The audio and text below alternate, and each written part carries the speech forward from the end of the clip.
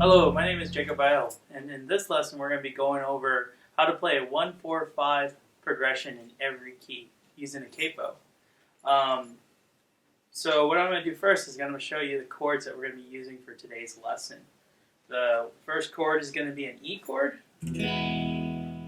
Second chord is going to be an A. And then we can either do a B using a bar, or we can do like a B7 chord. Okay, that's going to be our 1-4-5 in the key of E. So E is going to be our 1, A is going to be our 4, and B7 or B major is going to be our 5 chord. Okay. All right. So I always get a lot of questions about how to use a capo from all students. And basically what we're going to do is going to play those same chords that I showed you just a second ago, but using a capo. So if I put the capo on the first fret, the notes that it's going to be pressing down now on the first fret is F. So when I play that E-shaped chord, it's going to be sounding an F chord. Okay? So the 1-4-5 in the key of F, when I play those shapes and I play A, I'll be playing a B flat now. And then when I do that B7 shape, the 5 chord, it's going to be a C7 chord. So now I've played a 1-4-5 in the key of F.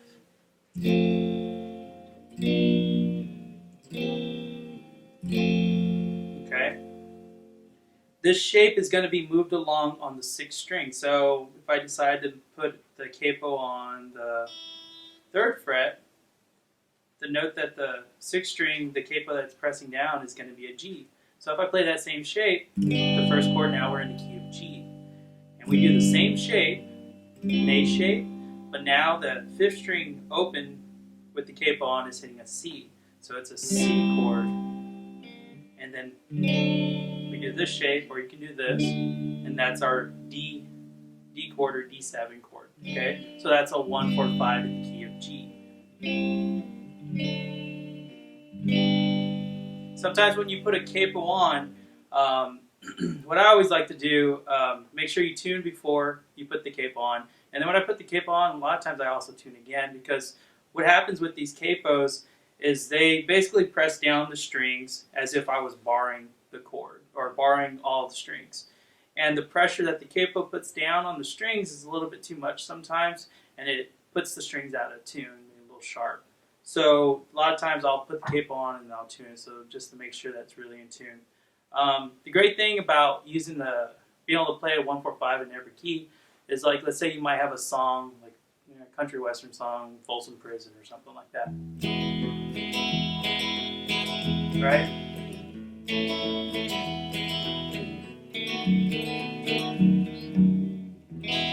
Well, let's say that key doesn't work for myself, or maybe you're accompanying somebody, maybe a female singer that's going to be singing this song. And say you might come across somebody saying, "Hey, can you play that in the key of G?" "Oh yeah, I can play that in key of G." You just take your capo, put it on the 3rd fret, play those same chords. Now you're in the key of G.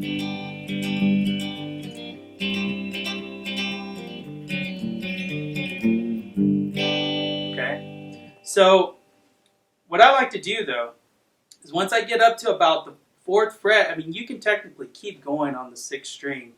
And so if I put the capo on the 7th fret, and each string is basically like a piano, so it goes up by a step at a time. So if you count it up, E, F, F sharp, G, G sharp, A sharp, B.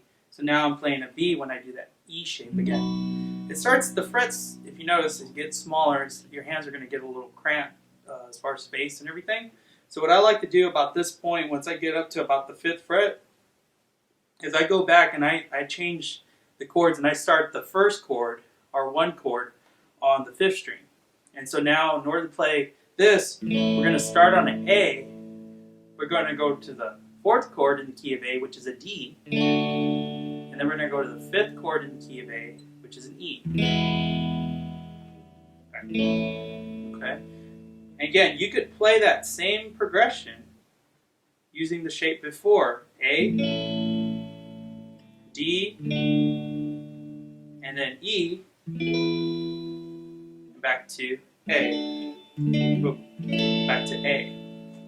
But to me, this fret's a little bit wider. It's easier for me to play these chords like this. And you're going to be in the same key. But what you can do at this point now, this shape, so we have the A shape, the A chord, the D chord, and the E chord.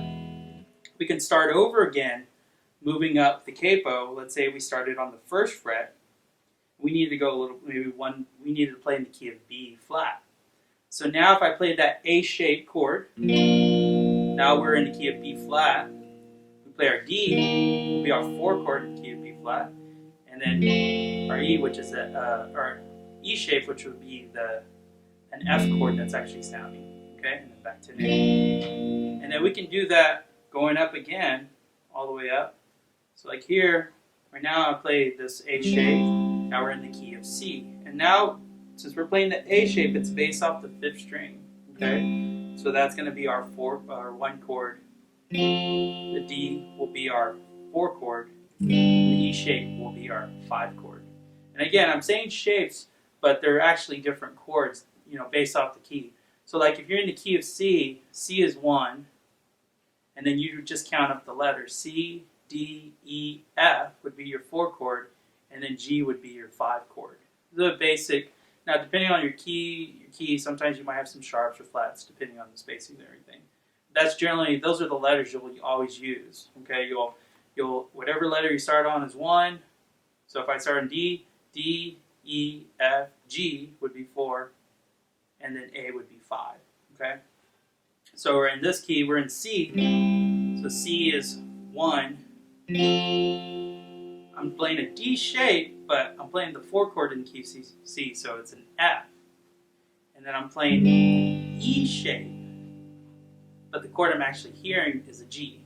Okay, so that sometimes can be a little confusing when you talk about, but as long as you know what key you need to be in.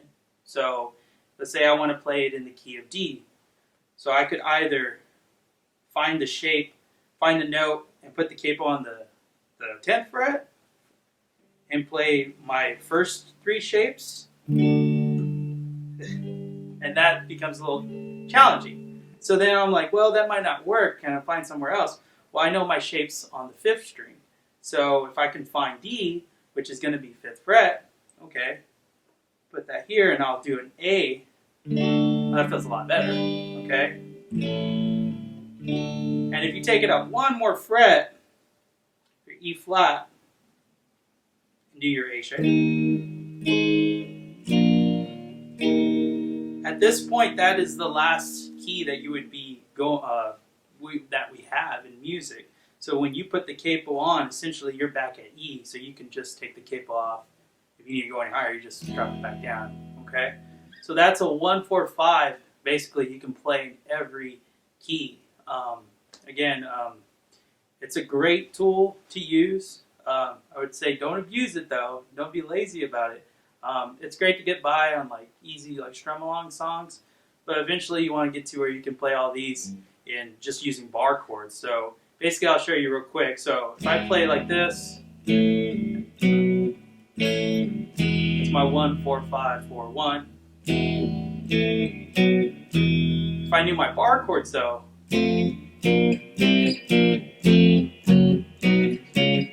So I'm essentially doing what a capo does.